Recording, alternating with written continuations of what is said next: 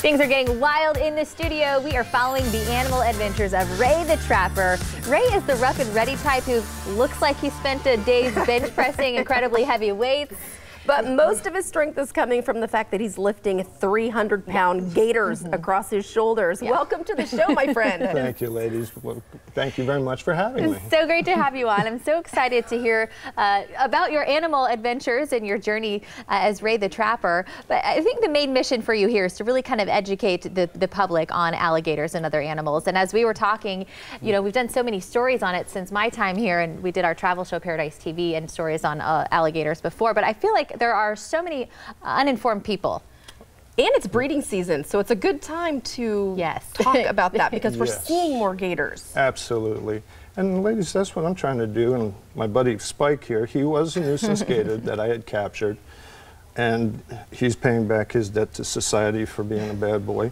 You know what, and I did ask Ray about the tape around his mouth, but he said that doesn't hurt him at all, it doesn't bother him at all, and he can still breathe. Absolutely. They're cute when they're that size. Oh, He's just a little baby. They're amazing creatures. They're amazing creatures. They're misunderstood. Yeah. They're a big part of the ecosystem. We need them here in Florida. Yeah, People absolutely. come from all over the world to see a gator in the wild. I was wondering too with his size, I expected you to say he was more of a baby, but he's a little over 4 feet?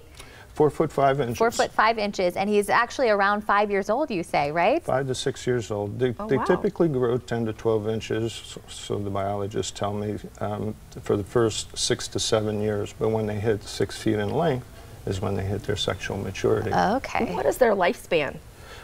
They say 50 to 60 years in captivity, but they really don't have any known idea because they shed their teeth every 2.5 years. Oh, so they get sharper ones every 2 years. Wouldn't that be nice? There's one coming in. Boom, we'd have to go to the dentist so much less if we did that. Ray, we're looking at video of you right here. What were you doing? Obviously, it looks like you're releasing a gator there, but what are you doing exactly? No, this actually, I'm capturing a gator. That's about a 6.5, 6'7" gator that was in a community, was called in as a nuisance gator by the community, not by Fish and Wildlife.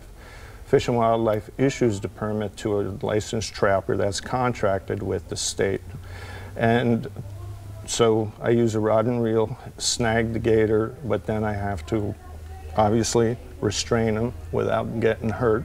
And I do everything I can to keep the gator as comfortable as possible. Now, one of the things I didn't know when I moved here is that gators can be in the community lakes in where you're living. It's very possible to have gators in your condo complex, or you know, if you have a canal or whatever, it's very possible. I did not think that. I'm like, they're only out in the wild. Yeah, no kidding. No. We've got just about 30 seconds left here. How should, if that situation arises, how should you approach a gator if you find yourself in that situation?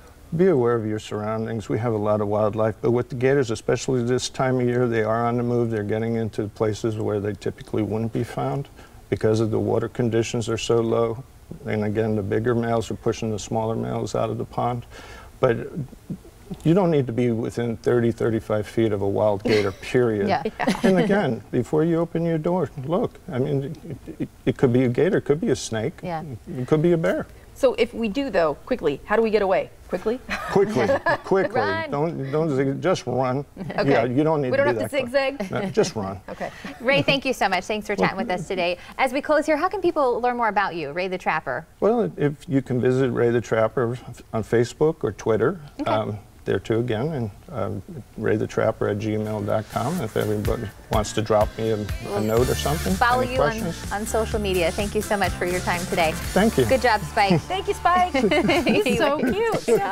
Amy wants to add him to her list of... I do. You could be pet number 8. All right.